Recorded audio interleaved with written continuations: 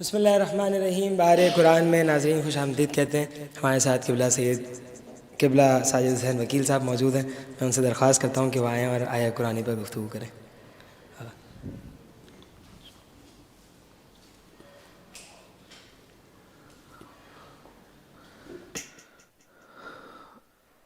اعوذ باللہ من الشیطان اللعین الرجیم، بسم اللہ الرحمن الرحیم۔ الحمدللہ وکفا وسلام علی عبادہ الذین اصطفیٰ محمد وعطرتہ الطاہرہ واللعنۃ الدائمۃ علی اہلہا۔ اما بعد،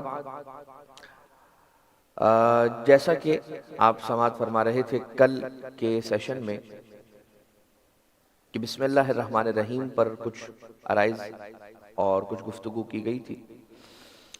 پروردگار عالم کے بابرکت نام سے آغاز کرتا ہوں، شروع کرتا ہوں کہ جو رحمان ہے اور رحیم ہے۔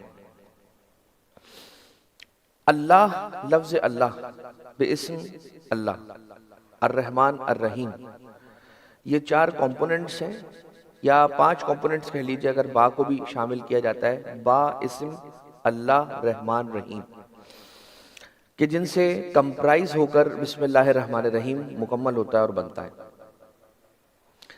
اللہ، جو لفظ اللہ ہے، وہ پروردگار عالم کا وہ اسم گرامی ہے اور وہ نام ہے کہ جو مستجمع جمیع صفات کمال ہے، یعنی وہ نام پروردگار عالم کا کہ جس میں رب ذوالجلال کی ہر صفت شامل ہے۔ اللہ جل جلالہ کی جتنی صفات کمال ہیں، جتنی صفات جلال ہیں، وہ سارے کے سارے لفظ اللہ کے اندر موجود ہیں اور پوشیدہ ہیں اور شامل ہیں۔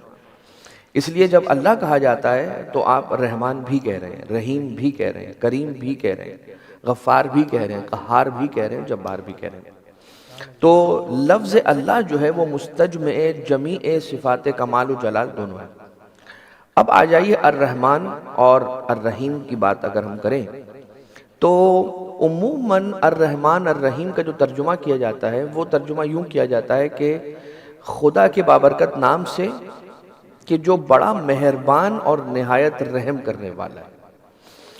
اگر آپ عربک ڈکشنری کو اٹھائیں، لغت عرب کو اٹھا کر دیکھیں تو آپ کو اس بات کا انکشاف ہوگا کہ لفظ الرحمن اور الرحیم دونوں ہی کے روٹ ورڈز ایک ہی ہیں، رحمہ، رحم۔ رحم دونوں کا روٹ ورڈ ہے، دونوں کے لیے رحمان کا روٹ ورڈ بھی رحمہ ہے اور رحیم کا روٹ ورڈ بھی رحمہ ہے۔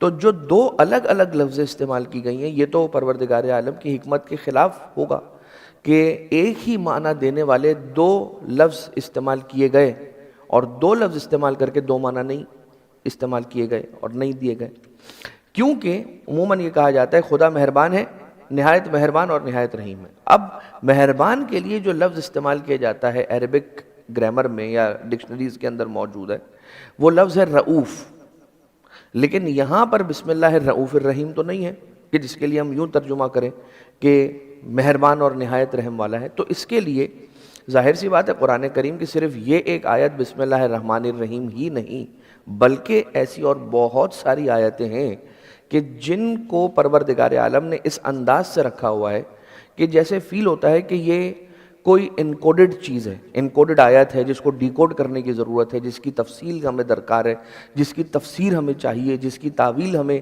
اس کی احتیاج اور ضرورت ہے۔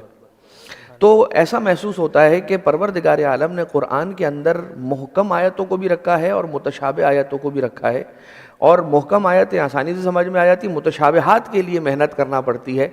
تو ایسا محسوس ہوتا ہے، اور علماء کرام کی اس کے اندر آراء بھی موجود ہیں، روایتیں بھی اس کے حوالے سے اس کے سپورٹ میں موجود ہیں کہ پروردگار عالم نے کچھ آیتیں قرآن کریم میں اس طرح کی رکھ کے ہمیں بتایا ہے کہ تم یہ بات یاد رکھنا کہ صرف قرآن کریم کی آیتیں تمہارے لیے کافی نہیں ہوں گی، بلکہ تم ہمیشہ وارثان قرآن کی طرف محتاج رہو گے۔ یہ آیتیں اس بات کی دلیل ہیں کہ جب تک تم وارثان قرآن کی طرف رجوع نہیں کرو گے تب تک تمہیں کچھ آیتیں قرآن کریم کی اصلاً سمجھ ہی نہیں آئیں گی، بلکہ اگر تم نے اس کی اپنی مرضی سے تفسیر اور تعویل کرنا چاہی تو گمراہی کے علاوہ اور کچھ تمہارا مقدر نہیں ٹھہرے گا۔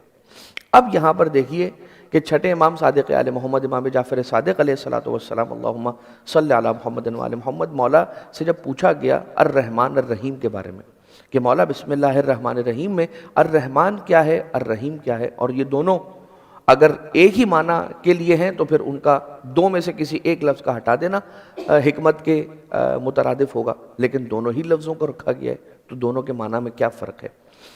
امام علیہ الصلوۃ والسلام نے ارشاد فرمایا کہ الرحمن جو ہے وہ پروردگار عالم کی عمومی رحمت کے لیے لفظ استعمال کیا جاتا ہے، اور الرحیم جو ہے وہ پروردگار عالم کی وہ رحمت ہے کہ جو مخصوص ہے اپنے خاص بندوں کے ساتھ، یا یہ کہہ لیجئے کہ مومنین کے ساتھ، جو ہر کسی کو نہیں ملنے والا رحمت کا پروردگار عالم کا حصہ۔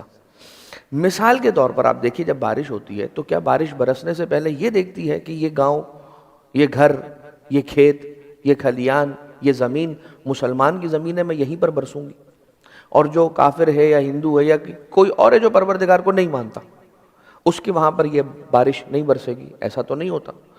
جب حیوان کو ذبح کرنے کے لیے لٹایا جاتا ہے تو کیا مسلمان اگر اسے گرائے گا تو وہ ذبح ہونے کے لیے تیار ہو جائے گا، اور اگر نان مسلم اسے گرائے گا تو وہ کٹنے کے لیے تیار نہیں ہوگا؟ ایسا تو نہیں ہوتا۔ جو چاہے پروردگار عالم کی نعمتوں سے استفادہ کر رہا ہے اور کر سکتا ہے، لہٰذا یہ پروردگار عالم کی رحمتیں عمومی ہیں کہ جس سے سب استفادہ کرتے ہیں۔ سورج کی جو روشنی ہے، اس کی جو گرمی ہے، اس کے جو فائدے ہیں وہ علی الاطلاق جنرلی سب کے لیے یوزیبل ہے، سب یوز کرتے ہیں اس کو۔ پانی اسی طرح سے، یہ نہیں کہتا کہ ہم جو ہیں وہ مسلمان کے وجود میں جا کے اور مسلمان کے پیٹ میں جا کر اس کی پیاس بجھائیں گے، اگر کوئی نان مسلم پی لے گا تو اس کی پیاس نہیں بجھے گی پانی پینے سے، ایسا نہیں ہوتا۔ یعنی کہ خدا تعالیٰ کی رحمت عمومی کو رحمانیت کہا جاتا ہے، اور وہی خدا، اب دیکھیے یہ بھی اسی کی رحمانیت ہے کہ اگر کوئی بچہ، اب اس کی اگزامپل، یہ میں آپ کی رحمانیت کی اگزامپل پیش کر رہا ہوں کہ ایسا کیوں کیا ہے خدا نے کہ اپنوں کو بھی دیا ہے پرایوں کو بھی دیا ہے؟ اس لیے کہ یہ جو دنیا ہے، اس دنیا میں پروردگار عالم نے بھیج کر ہر بندے کو صاحب اختیار بنایا ہے کہ ہم نے تمہیں خلق کر دیا، ہم نے تمہیں نعمتیں دے دی، ہم نے تمہیں سب کچھ، ہر چیز سے، ہر ریسورس سے اکوپ کر دیا۔ اب ہر ریسورس سے اکوپ کرنے کے بعد ہم نے تمہیں دے دی مہلت، جاؤ، اختیار بھی تمہارا، مہلت بھی تمہارے لیے، اور یہ مہلت کب تک ہے؟ جب تک تم مر نہیں جاتے، تب تک کہ یہ تمہاری مہلت ہے، یا قیامت تک کی مہلت ہے۔ اس میں تم جو کرو گے ویسے تمہارا حساب و کتاب ہوگا قیامت کے دن، کیونکہ اگر اختیار نہ دیا گیا ہوتا تو پھر حساب و کتاب جو ہے وہ وائز بات نہیں ہوتی، وہ وزڈم کے مترادف نہیں ہوتا کہ آپ نے اختیار ہی نہیں دیا تو اب آپ کیوں مجھ سے حساب و کتاب لینا؟ اگر اختیار دیا ہوتا تو پھر تو اختیار پروردگار عالم نے دیا ہے، یہ اس بات کی دلیل ہے۔ اچھا، جیسے آپ ایگزامینیشن ہال کے اندر دیکھتے ہیں کہ ایگزامینر اگر دیکھ لیتا ہے انویجیلیشن کرتے ہوئے، انویجیلیٹر اگر دیکھ لیتا ہے کہ یہ بچہ جو ہے پیپر کے اندر، آنسر شیٹ کے اندر غلط جواب لکھ رہا ہے، یا غلط جواب نہیں لکھ رہا ہے، برا بھلا لکھ رہا ہے، نا سزا لکھ رہا ہے، اور مطلب ایسی باتیں لکھ رہا ہے جو مناسب نہیں ہیں، ٹھیک ہے، اساتید کو بھی لکھ رہا ہے اور ایگزامینیشن بورڈ کو بھی لکھ رہا ہے، سب کو لکھ رہا ہے، برا برا لکھ رہا ہے۔ جب دیکھ لیا ایگزامینر نے اور انویجیلیٹر نے، کیا کرتا ہے؟ وہ فوراً آنسر شیٹ کھینچ لیتا ہے؟ نہیں، وہ کہتا ہے تمہارے پاس 2.5 گھنٹے، 3 گھنٹے، 1.5 گھنٹہ، 2 گھنٹے ہیں، ان 2 گھنٹوں میں تم نے جو لکھنا ہے لکھو، مارکس تمہیں اسی حساب سے ملیں گے جو تم نے اس میں لکھا ہے۔ اسی طرح سے پروردگار عالم رحمان ہے، اس دنیا میں زندگی گزارنے کے لیے جو کچھ چاہیے تھا خدا نے دیا، اور جو انسان اس دنیا کے اندر زندگی گزار لے گا اور وہاں پر کچھ اچھا کر کے پہنچے گا تو وہاں پر اس جہان میں، دوسرے جہان میں جو ہمیشہ رہنے والا ہے، امورٹل ہے، وہاں پر خدا رحیم ہے۔ کیا رحیم ہے؟ جو اچھا کام کر کے آیا ہے اس کو اچھی جزا ملے گی، اور جو برا کام کر کے آیا ہے وہ اس اپنے برے کام کا جو بھی جزا ہوگی وہ خود اپنی آنکھوں سے دیکھے گا۔ لہٰذا رحمان پروردگار عالم کی وہ صفت جو سب کے لیے برابر سے ہے رحمت کا حصہ، اور رحیم وہ ہے کہ جو سب کے لیے نہیں ہے، مخصوص حصہ ہے اس کی رحمت کا جو مومنین کے لیے، سب کو نہیں ملے گا۔ جیسے کہ قیامت میں پروردگار عالم وہاں پر، یہاں پہ ہمارے، یعنی ہماری اور غیروں کی سب کی ضرورت ہے کھانا، تو خدا جس کی جو ضرورت ہے اس کو دے رہا ہے، پانی سب کی ضرورت ہے دے رہا ہے، اسی طرح سے قیامت میں جنت سب کی ضرورت ہے لیکن سب کو نہیں ملے گی. کیوں؟ کیونکہ وہاں پر خدا رحیم ہے. یہاں پر خدا رحمان ہے، وہاں خدا رحیم ہے. اسی طرح سے جس طرح سے خدا رحمان ہے اور رحیم ہے، پروردگار عالم کے رحمان کا بھی ایک مظہر ہے اور ہونا چاہیے اس روئے زمین پر، اور اس کی رحیمیت کا بھی ایک مظہر ہے.